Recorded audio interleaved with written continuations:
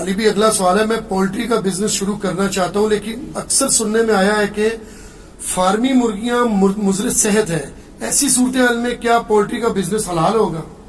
اچھا شکر ہے یہی سننے میں. ہمیں تو کہتے ہیں نہیں فارمی جیڑی مرغی ہے نہ ادھر ماں نہ پیو.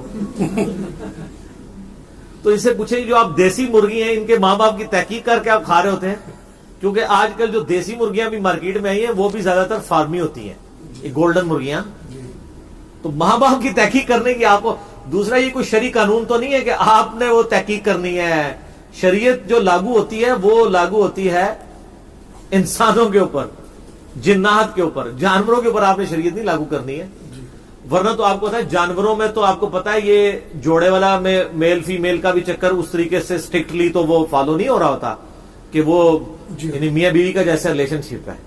وہاں تو اس طرح اوپن ہی ہوتا ہے، ایک مرغا ہے تو 5 مرغیاں رکھی ہوتی ہیں ساتھ. تو آپ دیسی بھی رکھ کے دیکھیں تو وہ اگر آپ اس چکروں میں پڑ جائیں گے نہ ماں نہ پیو ہو تو یہ تو اور چکر ہے.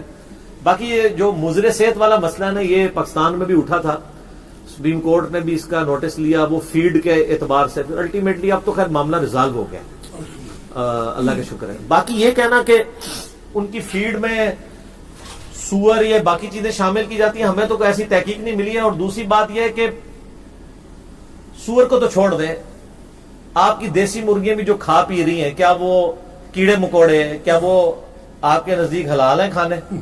گٹروں کا وہ پانی پیتی ہیں، کیچڑ سے وہ پیتی ہیں، ان کے اوپر آپ شریعت کیوں لاگو کر رہے ہیں؟ الا یہ کہ ان کو جو اسٹیرائڈز دیے جاتے ہیں اس کے کوئی فزیکل نقصانات نہ ہو تو وہ زیادہ کھانے میں تو ہے نقصان. یہ تو بات صحیح ہے، access of every thing is bad. وہ تو آپ کوئی بھی گوشت، آپ چھوٹا گوشت بھی زیادہ کھائیں، موٹا گوشت بھی زیادہ کھائیں، حالانکہ یہ سنت بھی ہے. موٹا گوشت سنت ابراہیمی ہے، وہ بنا ہوا بچڑا لے آئے تھے، قرآن میں آتا ہے. چھوٹا گوشت بخاری مسلم میں نبی اسلام کا پسندیدہ تھا. لیکن یہ بھی آپ اگر گوشت ہی گوشت صرف کھاتے رہے تو یہ بھی آپ کے لیے مضر صحت ہے، تو اس کی وجہ سے وہ چیز تو حرام نہیں ہو جائے گی. پولٹری کا بزنس بالکل جائز ہے، کر سکتے ہیں. اور اس میں 2 طرح کی آپ کو پتا نا مرغیاں ہیں، ان کی جینیٹک ایک انہوں نے یعنی بایولوجیکل فارمیشن ہے.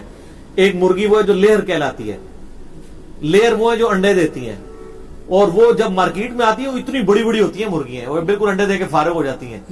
5-5 کلو کی 6-6 کلو کی بھی ہوتی ہیں، اور گوشت ان کا کھانے کے قابل نہیں ہوتا، اسی لیے وہ بہت سستی بک رہی ہوتی ہے. پاکستان میں پولٹری کے بزنس کی یہ برکت ہے کہ چھوٹا گوشت آپ کو آج 1000 روپے 1200 روپے کلو مل رہا ہے، ورنہ یہ آپ کو 10,000 روپے کلو مل رہا ہوتا. اس وقت پریکٹیکلی پاکستان میں دال سب سے زیادہ سستی مرغی ہے. ظاہر اس بزنس کی وجہ سے ہی ہوا ہے نا. غریب لوگوں سے آپ پوچھیں وہ تو کہتے ہیں ہم تو دال سبزی نہیں پکاتے، ہم تو ایک مرغی لے لیتے ہیں 150 روپے کی 250 روپے کی، اور اس کا شوربہ لمبا کر کے تو پورا خاندان کھا لیتا ہے. تو دال تو آپ کی 200-250 روپے کلو بھی پڑ رہی ہیں دالیں، پھر بھی وہ اتنا شوربہ نہیں آپ بنا سکتے. اس کا کتنا اس کو پتلا کریں گے، کتنا بنا لیں گے؟ مرغی کا آپ پتلا کریں اس کا ٹیسٹ پھر بھی فیل ہوتا ہے. تو ایک تو یہ لیئر ہوتی ہے، اور ایک دوسری ہوتی ہے برائلر جو آپ کے کھانے کے لیے استعمال ہو رہی ہوتی ہے. یہ جو آپ کو مارکیٹ میں مرغیاں مل رہی ہوتی ہیں نا، جو اپنے پاؤں پہ بھی بیچاری کھڑی نہیں ہو رہی پا رہی ہوتی ہے، اس لیے کہ ان کو شروع سے ٹریننگ نہیں دی ہوتی ہے. وہ کہتے ہیں نہیں کمزور ہے اس لیے نہیں کھڑی. کمزور نہیں ہے سر، آپ ایک انسان کو بھی جو صحت مند پیدا ہو اس کے بھی ہاتھ پاؤں باندھ دینا تو وہ بھی کھڑے ہونے کے قابل نہیں رہے گا. ایون آپ ایک صحت مند بندے کی یہ بازو ہے نا، اس طرح 1 سال کے لیے اس کو ایسے باندھ دینا، اس کے بعد وہ اپنی بازو بھی نہیں لا سکے گا، یوز نہیں نہ ہو رہی ہوتی.